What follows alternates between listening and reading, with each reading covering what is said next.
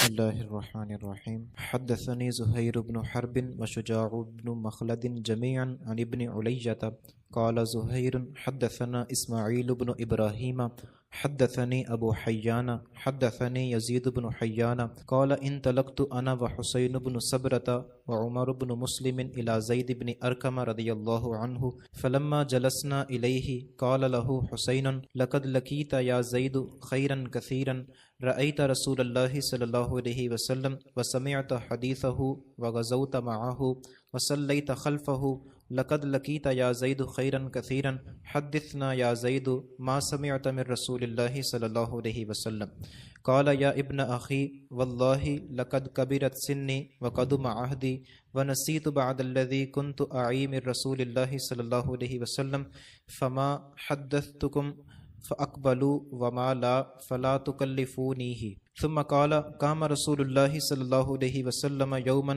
فينا خطيبا بماء يدعى خما بين مكة والمدينة فحمد الله وأثنى عليه ووعظ وذكر ثم قال أما بعد ألا أيها الناس فإنما أنا بشر يوشك أن يأتي رسول ربي فأجيب وأنا تارك فيكم ثقلين أولهما كتاب الله فيه الهدى والنور فخذوا بكتاب الله واستمسكوا به فحث على كتاب الله ورغب فيه ثم قال فأهل بيتي أذكركم الله في أهل بيتي أذكركم الله في أهل بيتي أذكركم الله في أهل بيتي فقال له حسين ومن أهل بيته يا زيد أليس نساؤه من أهل بيته قال نساؤه من أهل بيته ولكن أهل بيته من حرم الصدقة بعده قال ومن هم قال هم آل علي وآل عقيل وآل جعفر وآل عباس قال كل هؤلاء حرم الصدقة قال نعم. حضرت زید بن ارکم رضی اللہ عنہ نے فرمایا کہ رسول اللہ صلی اللہ علیہ وآلہ وسلم ایک دن مکہ مکرمہ اور مدینہ منورہ کے درمیان ایک خم نامی حوض پر ہمیں خطبہ ارشاد فرمانے کے لیے کھڑے ہوئے تو آپ نے فرمایا حمد و صلوات کے بعد اے لوگو آگاہ رہو، میں ایک آدمی ہوں، قریب ہے کہ میرے رب کا بھیجا ہوا میرے پاس آئے تو میں اسے قبول کروں، اور میں تم میں دو بھاری چیزیں چھوڑے جا رہا ہوں، ان میں سے پہلی اللہ کی کتاب ہے جس میں ہدایت اور نور ہے، تو تم اللہ کی اس کتاب کو پکڑے رکھو اور اس کے ساتھ مضبوطی سے قائم رہو۔ اور آپ نے اللہ کی کتاب یعنی قرآن مجید کی خوب رغبت دلائی۔ پھر آپ نے فرمایا دوسری چیز میرے اہل بیت ہیں، میں تم لوگوں کو اپنے اہل بیت کے بارے میں اللہ یاد دلاتا ہوں، میں اپنے اہل بیت کے بارے میں تم لوگوں کو اللہ یاد دلاتا ہوں۔ حضرت حسین نے حضرت زید سے عرض کیا اے زید، آپ کے اہل بیت کون ہیں؟ کیا آپ کی ازواج مطہرات اہل بیت میں سے نہیں ہیں؟ حضرت زید نے فرمایا آپ کی ازواج مطہرات آپ کے اہل بیت میں سے ہیں، اور وہ سب اہل بیت میں سے ہیں کہ جن پر آپ کے بعد صدقہ یعنی زکوٰۃ وغیرہ حرام ہے۔ حضرت حسین نے عرض کیا وہ کون ہیں؟ حضرت زید نے فرمایا حضرت علی کا خاندان، حضرت عقیل کا خاندان، آل جعفر، آل عباس۔ حضرت حسین نے عرض کیا ان سب پر صدقہ وغیرہ حرام ہے؟ حضرت زید نے فرمایا ہاں، ان سب پر صدقہ زکوٰۃ وغیرہ حرام ہے۔ بسم اللہ الرحمن الرحیم۔ مسلم شریف کی حدیث نمبر 6225 آپ نے لفظ بلفظ بما سند کے سنی اور پھر اس کے متن کا ترجمہ بھی آپ نے سماعت فرمایا۔ اس ترجمے میں نبی کریم رؤوف الرحیم صلی اللہ علیہ وسلم کا ارشاد آپ نے سارا سنا۔ آقا علیہ الصلوۃ والسلام نے فرمایا خبردار اے لوگو، الا ایھا الناس فانما انا بشر، میں ایک انسان ہوں، یوشک ان یاتی رسول ربی فاجیبا، عین ممکن ہے اور قریب ہے کہ اللہ کا بھیجا ہوا رسول یعنی فرشتہ میرے پاس آئے اور میں اسے لبیک کہوں۔ وَأَنَا تَارِكٌ فِيكُمْ ثَقَلَيْنِ، میں تم میں دو بھاری چیزیں چھوڑ کے جا رہا ہوں۔ اولہما کتاب اللہ، ان میں سب سے پہلی اللہ کی کتاب ہے۔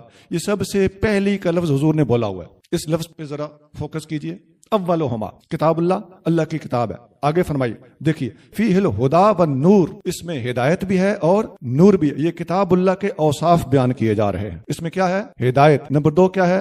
نور۔ اور فخذوا بکتاب اللہ، اللہ کی کتاب کو مضبوطی سے پکڑو. آگے بس تمسکو بہی، اس کے ساتھ چپک کے رہو، اس کے ساتھ استمساک رکھو. یہ سارے الفاظ جداگانہ الفاظ ہیں. آگے فحث علی کتاب اللہ ہے، نبی کریم صلی اللہ علیہ وسلم نے اللہ کی کتاب کی طرف حث دلائی. حث کا مطلب ہوتا ہے اس کی طرف لوگوں کو متوجہ کرنا. ورغب فیہ، اور ترغیب دلائی. حث اور ترغیب مترادف اور ملتے جلتے الفاظ ہیں. اب یہ کتنی چیزیں ہو گئیں؟ اولہما، کتاب کی شان میں، اس میں ہدایت ہے، کتاب بھی شان ہے. اس میں نور ہے، یہ بھی کتاب کی شان ہے. اسے مضبوطی سے پکڑنا، یہ بھی کتاب کے بارے میں ہے. اس کے ساتھ استمساک رکھنا، یہ ساری باتیں قرآن کے بارے میں ہیں. اور اس کی حث دلائی اور ترغیب دلائی، یہ سارے الفاظ قرآن کے لیے اس حدیث کے اندر بیان ہوئے. ثم قال، پھر جب قرآن کے اوپر نبی کریم صلی اللہ علیہ وسلم مکمل توجہ دلائی اور دلا چکے، اس کو اچھا خاصا ٹائم دیا، پھر دوسرے نمبر پہ فرمایا ثم قال. یہ ثم کا لفظ تراخی کے لیے استعمال ہوتا ہے، تاخیر کے لیے. پھر بعد میں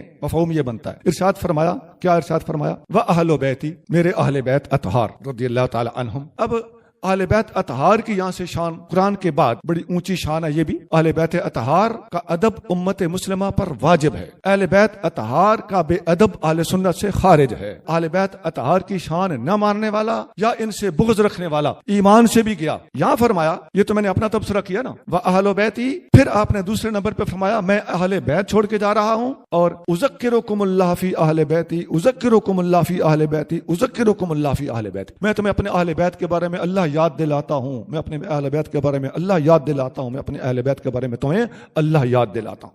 یہ 3 بار الفاظ ارشاد فرمائے.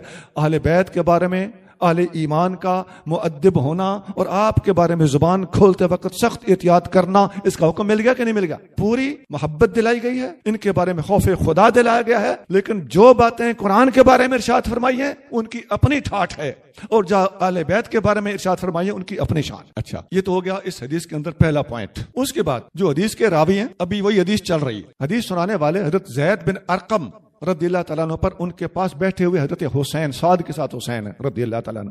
انہوں نے سوال کیا کہ مجھے یہ بتائیے، من اہل بیت ہی یا زید، اے زید حضرت حضور صلی اللہ علیہ وسلم کے اہل بیت ہیں کون؟ پھر سوال کے اندر ایڈ کیا الیس نساؤہ من اہل بیت ہی، کیا نبی کریم صلی اللہ علیہ وسلم کی ازواج مطہرات اہل بیت میں شامل نہیں ہیں؟ قال نساؤہ من اہل بیت ہی، انہوں نے فرمایا حضور کی بیویاں ازواج مطہرات اہل بیت ہیں، ولیکن اہل بیت ہی، لیکن میں جن کی بات کر رہا ہوں وہ یہیں تک محدود نہیں ہے. وہ ہیں من حرمت الصدقۃ بعدہ، یہ وہ ہیں جن پر صدقہ حضور کے بعد حرام ہے، ان کا دائرہ بہت وسیع ہے. قال ومن ہم، سائل نے پوچھا وہ کون ہے؟ وہ آپ ہی بتائیے. اب یہ اسی حدیث کے اندر موجود ہے یہ ساری باتیں. انہوں نے جواب دیا ہم، وہ جن پر صدقہ حرام ہے، جن کا اس حدیث میں ذکر کیا حضور نے، وہ کون کون ہیں؟ فرمایا ہم آل علی، وہ سیدنا علی المرتضیٰ رضی اللہ عنہ کی اولاد پاک ہیں. وہ آل عقیل، وہ آل جعفر، وہ آل عباس، وہ حضرت عقیل، حضرت جعفر، حضرت عباس رضی اللہ تعالیٰ عنہ سب کی آل اولاد سارے کے سارے اہل بیت میں شامل ہیں. قالا، انہوں نے پوچھا کل ہؤلاء حرمت الصدقۃ، ان سب کے اوپر صدقہ حرام کیا گیا ہے؟ قال نعم، انہوں نے فرمایا ہاں، ان سب پر صدقہ حرام ہے. یہ ہے جی مکمل حدیث جو آپ کے سامنے زیادہ تبصرے کے بغیر ہم نے پوری کوشش کی کہ متن کے اوپر ہی رہیں. اب بتائیے، یہ حدیث جب ہم پڑھتے اور سنتے سناتے ہیں یا نیٹ پہ آپ دیکھتے رہتے ہیں تو یہ ساری حدیث پڑھنے سے بہت ساری غلط فہمیوں کا ازالہ ہو گیا کہ نہیں؟ اب پیچھے اہل سنت کے مخالفین کے پاس کیا رہ گیا؟ بدگمانیاں اور جھوٹے الزام. بھائی ہم نے شان اہل بیت کھول کے بیان کر دی اور اس پر الگ دلائل بھی موجود ہیں، صرف یہ حدیث نہیں ہے. اہل بیت کی شان میں اور بہت کچھ ہے، لیکن اس وقت ہم یہ حدیث پڑھا رہے ہیں نا، تو یہ ساری حدیث آپ کو کیا بتا رہی ہے؟ ایک بات. دوسرا پوائنٹ یاد رکھیے، ترمذی شریف میں ایک حدیث ہے. ترمذی شریف میں اس طرح ہے کہ نبی کریم صلی اللہ علیہ وآلہ وسلم نے یہی 2 عظیم چیزیں بیان فرمائیں. اسی طرح پہلے کتاب کے بارے میں الگ شان، اس کے ساتھ ہمارا تعلق الگ قسم کا، وہ آقا نے بتایا. پھر اس کے بعد اہل بیت کی شان، ان کے ساتھ ہمارا الگ تعلق، وہ آقا نے بتایا. لیکن جو الفاظ ہیں جن کے اوپر زیادہ آج کل ڈسکس کیا جاتا ہے اور بڑے بڑے بنے ہوئے منتحل نامور یہاں ڈنڈی مارتے ہیں، سنو حدیث کے الفاظ کیا ہیں؟ آقا علیہ الصلوۃ والسلام نے احدہما اعظم من الآخر، ان میں سے ایک چیز دوسری سے بڑی ہے. یہ ترمذی حدیث نمبر 3788 ہے. اب یہ جو ایک بڑی ہے دوسری سے، اس کا ترجمہ کرنے والے کچھ لوگ ترجمہ کر رہے ہیں کہ جی ان میں سے ہر ایک دوسری سے بڑھ کر ہے، ہر ایک دوسری سے بڑھ چڑھ کر ہے. یہ مفہوم پیدا کرتے ہیں، بالکل جھوٹ ہے. اس حدیث کا یہ مطلب ہرگز نہیں ہے. اس کا مطلب یہ ہے کہ ان میں سے ایک بڑی ہے بنسبت دوسری کے. احدہما اکبر یا احدہما اعظم من الآخر، ان دو میں سے احدہما، ان دو میں سے ایک اعظم یا اکبر، من الآخر بنسبت دوسری کے۔ اب یہ تو میں نے ترجمہ کیا نا، اور کچھ لوگوں کی خیانت آپ کے سامنے کھولی، اس کی تائید کراتا ہوں، میں اپنی طرف سے نہیں ترجمہ کر رہا۔ دیکھیے صحیح بخاری میں ایک حدیث ہے، نبی کریم رؤوف الرحیم صلی اللہ علیہ وآلہ وسلم فرماتے ہیں کہ مجھے خواب میں دکھایا گیا کہ میں مسواک کر رہا ہوں، تو میرے پاس دو بندے آئے، ان میں سے احدہما اکبر من الآخر، ان میں سے ایک بڑا تھا دوسرے کی نسبت۔ میں نے وہ مسواک چھوٹے کو دی تو مجھے حکم ہوا کہ ان میں سے اس کو دیجئے جو ان میں سے بڑا ہے۔ اب کلیئر ہو گیا؟ دونوں ایک دوسرے سے بڑے تھے؟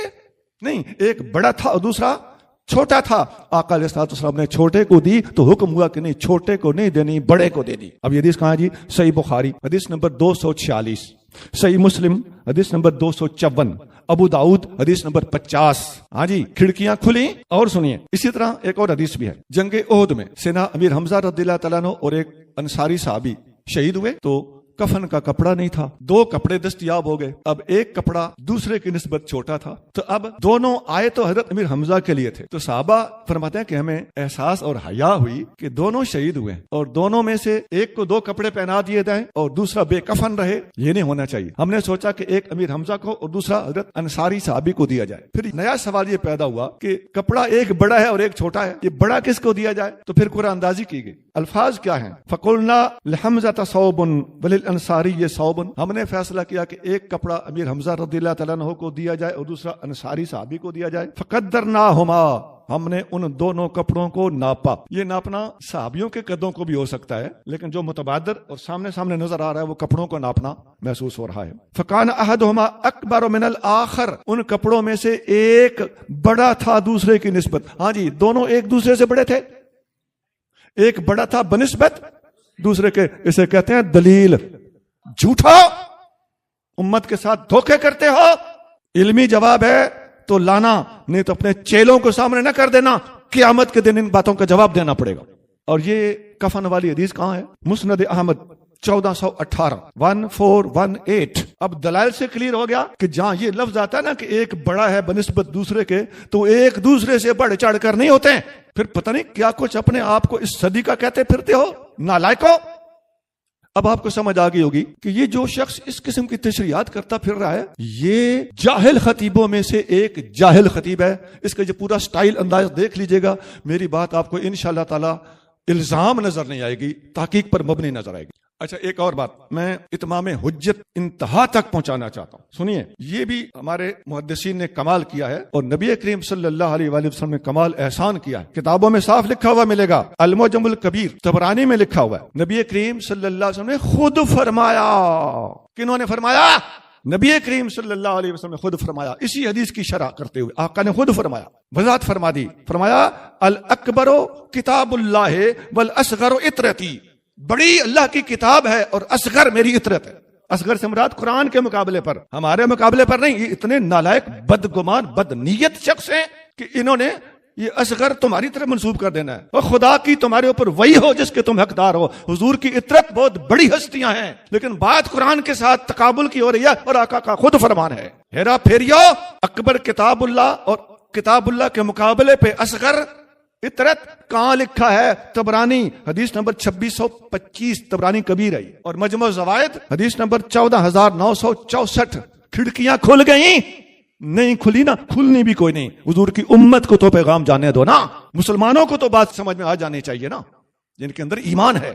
اور سنیے، حکیم ترمذی نے نوادر الاصول میں یہی نقل کیا کہ الثقل الاکبر کتاب اللہ، یہ دو ثقلین میں سے بڑا ثقل اللہ کی کتاب ہے، بس ثقل الآخر، اور وہ جو دوسرا ثقل ہے وہ حضور صلی اللہ علیہ وسلم کی اطرت ہے۔ یہ نوادر الاصول حدیث نمبر 296 296۔ ایک اور حوالہ سنیے، حلیۃ الاولیاء میں ابو نعیم رحمہ اللہ نے نقل کیا الثقل الاکبر کتاب اللہ، ثقل اکبر اللہ کی کتاب ہے۔ یہ حلیۃ الاولیاء جلد نمبر 1 صفحہ نمبر 428 ہے۔ فقیر نے مسلم شریف کی اس حدیث پر مختلف پہلوؤں سے تفصیلی گفتگو کر دی ہے، شاید کہ اتر جائے تیرے دل میں میری بات۔ سبحان ربک رب العزت عما یصفون وسلام علی المرسلین والحمد للہ رب العالمین۔